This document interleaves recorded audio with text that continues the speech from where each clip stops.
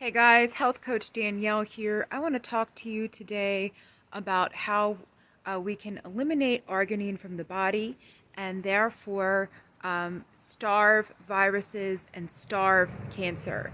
It's been around for a long time, but I don't think that it's not on people's radar right now, and it should be. I think it could be extremely helpful in tipping the balance in a battle against a virus or in a battle against a cancer. And I'm going to show you some of the literature and how to implement this in your diet today. Okay, just a quick disclaimer here, guys. Always consult your physician first before making any dietary changes. But my job here today is to make you aware that this is out there. Okay. Um, did you know that viruses can only mutate when the amino acid arginine ratio in the body is higher than lysine? This is groundbreaking, guys. We're not eliminating arginine. I later on when I'm explaining the foods, I say the word eliminating, and I don't mean that. Arginine is naturally occurring in our body. Our body makes our own arginine, and it's a building block amino acid. So we're not eliminating it. We're rebalancing by increasing lysine and then bringing the arginine into a lower level than the lysine.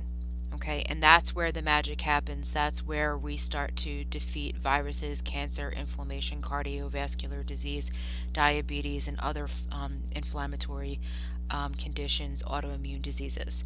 Okay, so that's when we start to see the effect we're looking for. Okay, what is lysine? An essential amino acid, l-lysine or lysine, is necessary for human health. However, the body cannot manufacture this nutrient, so it is important to get enough of the nutrient through your dietary intake. L-lysine serves as a building block for proteins in the body, important for growth and development, um, and it's also necessary to break down arginine and keep l-arginine in check. Okay, guys, I'm going to move on to that in the next. Eliminating dietary arginine was found to reduce tumors, and arginine deprivation has been shown to be a promising treatment for the following cancers: skin, pancreatic, prostate, liver, bone, leukemia, and other cancers. Um, without without going too crazy, I'm just going to, say it's definitely in your best interest to, um, decrease arginine and increase the general intake of lysine in your daily diet, which is, basically what we're getting at here.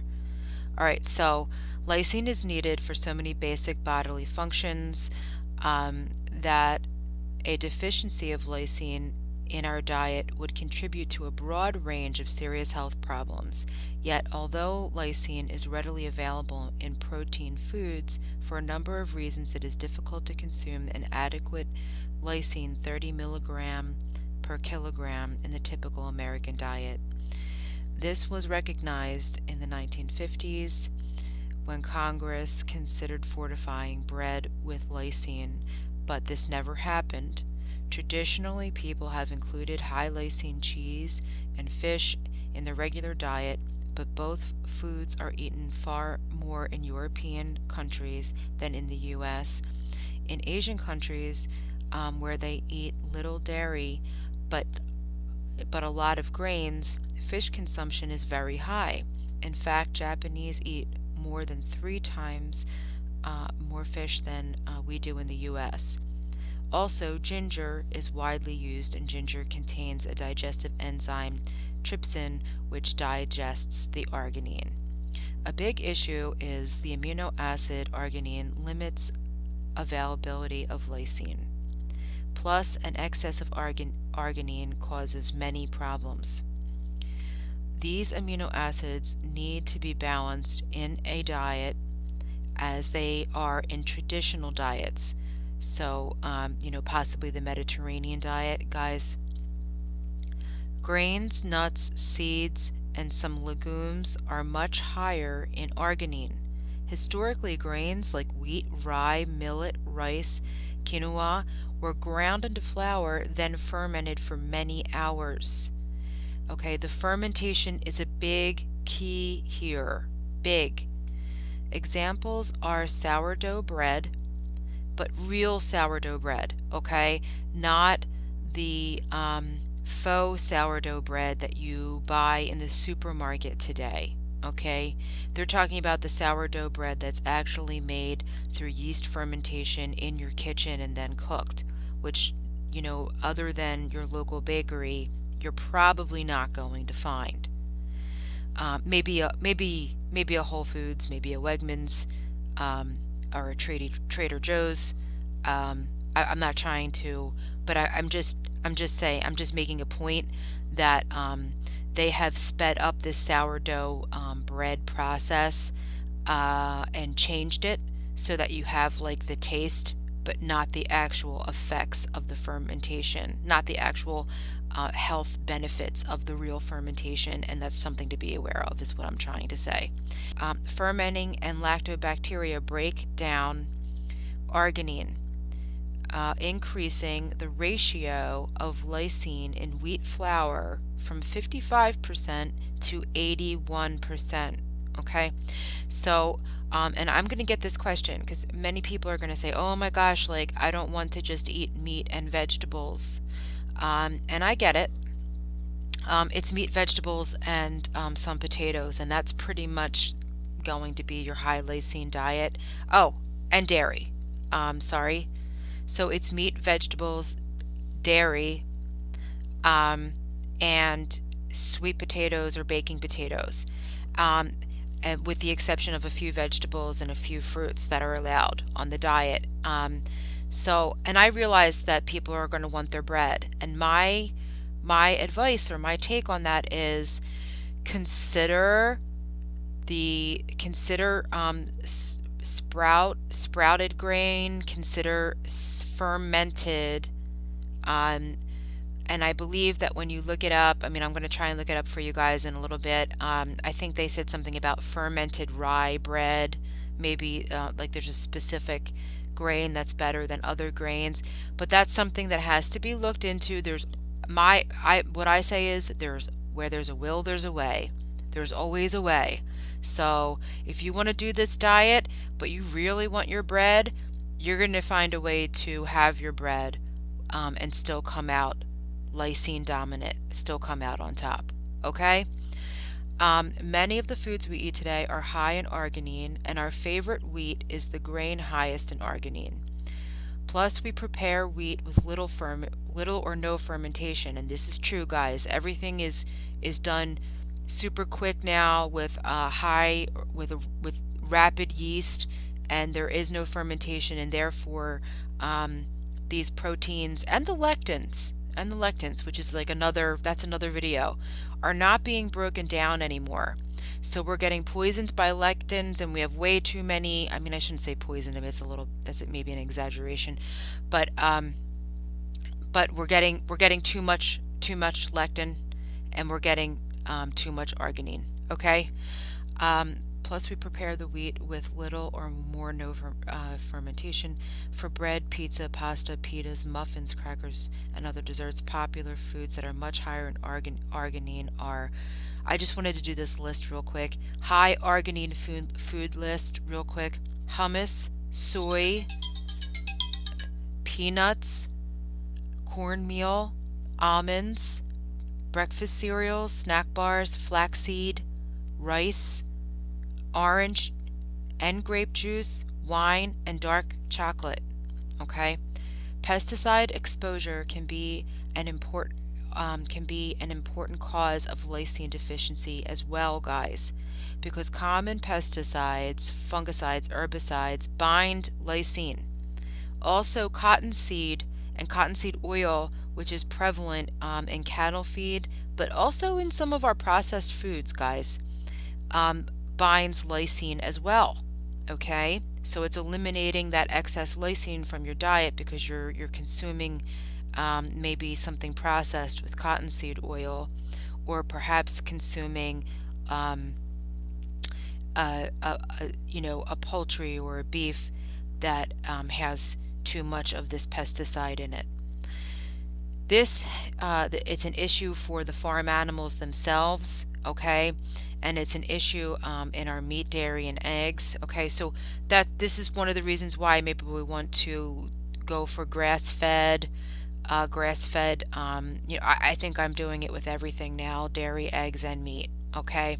So as natural as possible, as organic as possible, rather than going for the animal feed that may have the cottonseed oil in it. And that is for other reasons as well, not just this arginine lysine issue, but other things.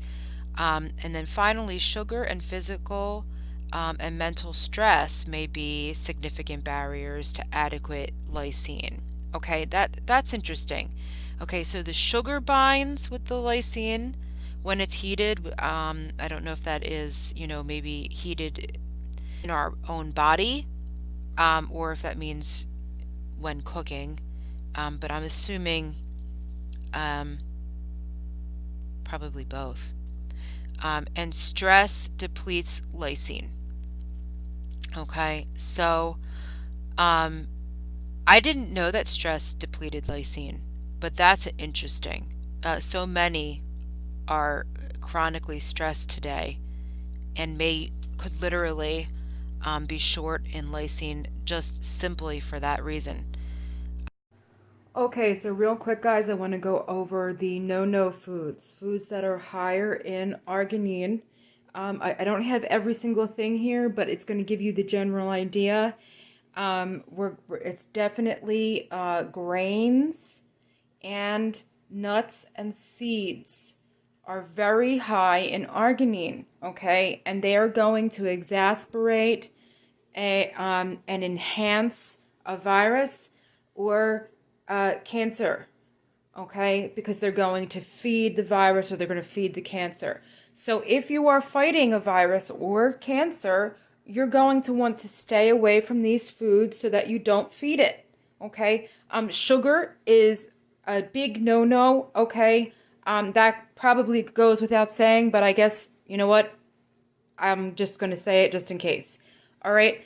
And now for the actual foods, grapes. Grapes are high in arginine.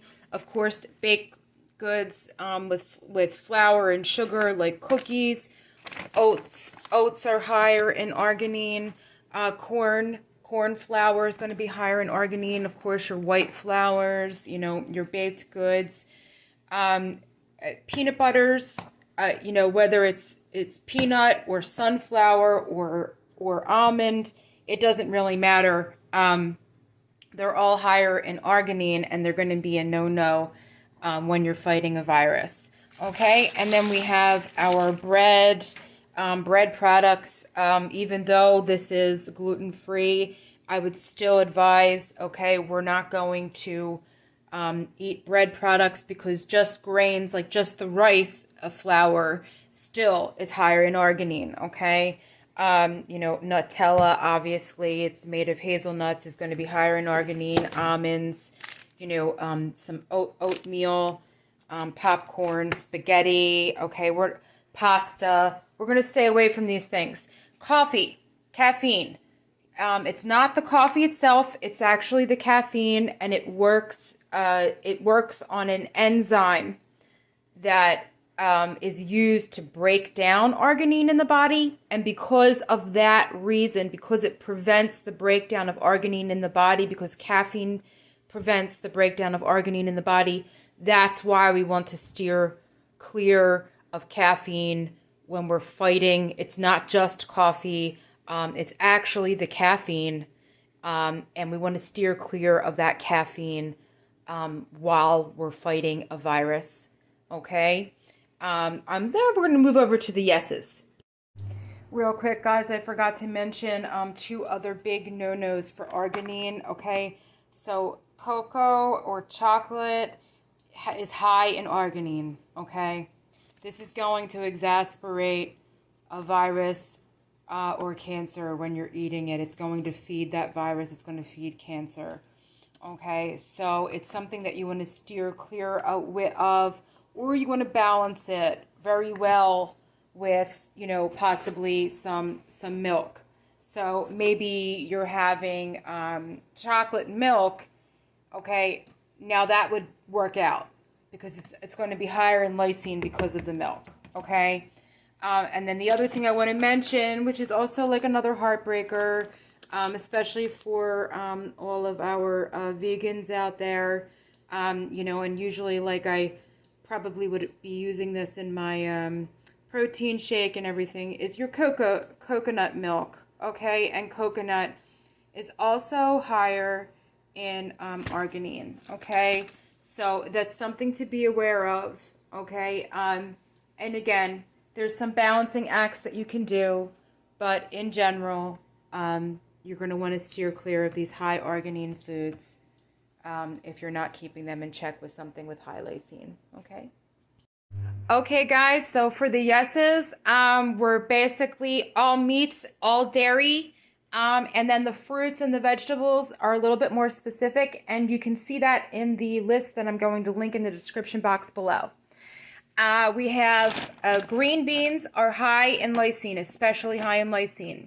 Okay, your sweet potato and your baked potato are slightly higher, okay? And so they're going to be an okay carb, which is important because we're kind of scarce on the carbs that we can eat on this diet, so it's nice to have something, okay? Or I should say the complex carbs.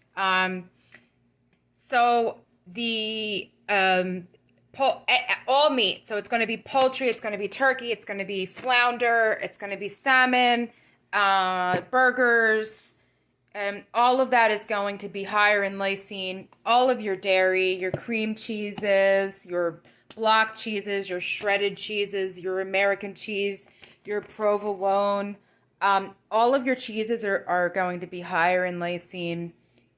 Milk, so milk is a, you should have that. That's going to balance out a lot of the things that you're eating, and make it higher in lysine. So you can have baked potatoes. For fruit, apples and pears are a good choice, okay? They're going to be higher in lysine. And you can also do cherries and bananas, mango, and pineapple. Or I believe, oh boy, it may be mango and papaya. Okay, I have to double check that. So you can Google this. You can Google lysine to arginine ratio for any food, and you're pretty much going to get the ratio. So I just want to let you guys know that. You don't have to literally memorize everything. Eggs are going to be a 1-to-1 ratio, so it's kind of like a neutral food. So say you make yourself some eggs, and then you put some cheese on top. Now, because of the high lysine in the cheese, the meal itself is coming out higher in lysine, and it's going to cancel out arginine in the body. It's going to decrease inflammation. It's going to fight viruses and do what we need it to do. So real quick, guys, I just wanted to show you an example of if you type in high lysine, low arginine, a food chart or food list, you're going to get a bunch of examples. This is what one looks like, a column of lysine in milligrams, arginine in milligrams, and then the ratio of lysine to arginine. Margarine is 9 milligrams of lysine, 3 milligrams of arginine, and is literally a 3-to-1 ratio in favor of lysine. Okay, so when you put that on something, it's going to help to raise the lysine ratio. As you go down, you're going to see all of your dairy here, and then as you go down, you're going to see a lot of fish. Here's the pineapple to answer the question from earlier. 1.3. So pineapple is legal and on the list. And then we also have some figs and apples, applesauce, pears, apricots, mangoes. So it's nice to see some. We have have some fruits on here. And you're going to also see, ooh, they have peaches. Some of these lists differ. As you get, they have slightly different measurements. So, ooh, plums. Plums are on here as being legal. Okay. And then of course you're going to see all of these, all of this meat, all kinds, every meat under the sun is going to be listed here. Lentils. It says lentil sprouts, so I'm not sure if that means sprouted lentils. It looks like they're legal, which is nice because it may be like the only one of its kind that you're going to find over the 1-to-1 ratio. And then down here you're going to get cabbage and corn and watermelon. I have a list that shows watermelon, cabbage, and corn as being a no-no, as being like illegal on this diet. So, and then here they're showing it above 1. So once you start getting down to the 1-to-1, and then sweet potatoes have consistently been shown as an okay food, and here it is below these that are considered not okay. So I mean, these they can vary slightly, but my take on it is that it's all about a balancing act, and that's how these traditional diets have been done. I think that this was information that we used to have and we used to cook with, and that somewhere in this modern age the information has been lost.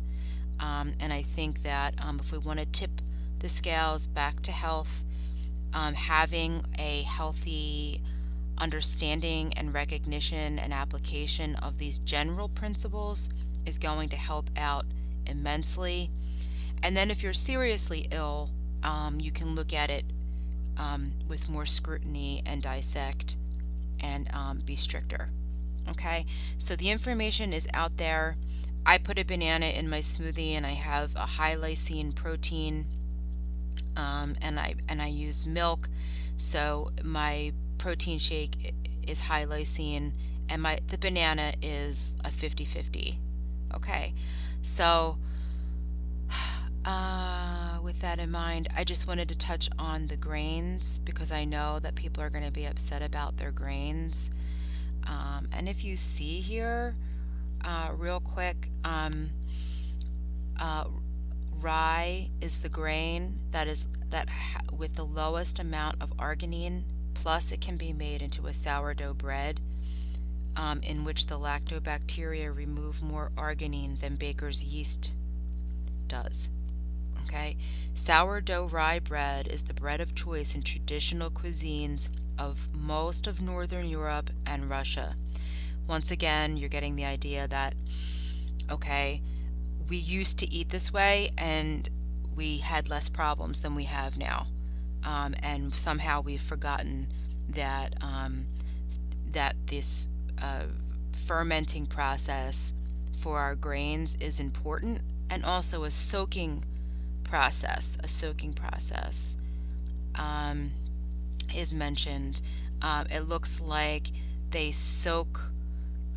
One of the things you can do is soak grains in some type of whey or milk. Soaking buckwheat in whey raises the lysine, lowers arginine, and makes very tender waffles. Okay, so it's less about it. It seems to be with the grains that it's more about the preparation, and it's the old-fashioned cooking, and it's the old-fashioned preparation, and the old-fashioned meal combinations that seem to make a difference. Okay, so lysine is all about traditional foods. Split pea and ham soup. Although split peas are high in arginine, they are traditionally cooked with high lysine ham for a balance and a very nutritious soup. So, like, this is an old-fashioned recipe, but it's applying this principle and balancing our bodies towards the lysine favoring the lysine in all of the dishes, which favors our health overall. And that's what I want you to walk away with today, guys. And if you can go ahead and check out the description box for the link to some of these articles and that food list, so you can get started.